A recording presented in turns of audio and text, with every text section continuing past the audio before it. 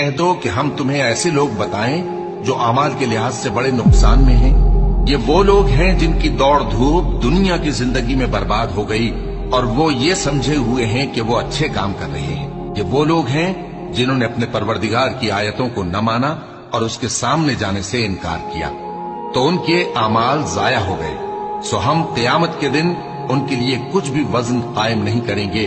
یہ ان کی سزا ہے، یعنی جہنم، اس لیے کہ انہوں نے کفر کیا اور ہماری آیتوں اور ہمارے پیغمبروں کی ہنسی اڑائی۔ جو لوگ ایمان لائے اور عمل نیک کیے ان کے لیے بہشت کے باغ بطور مہمانی ہوں گے، ہمیشہ ان میں رہیں گے اور وہاں سے مکان بدلنا نہ چاہیں گے۔ اور تم میں ایک جماعت ایسی ہونی چاہیے جو لوگوں کو نیکی کی طرف بلائے اور اچھے کام کرنے کا حکم دے اور برے کاموں سے منع کرے۔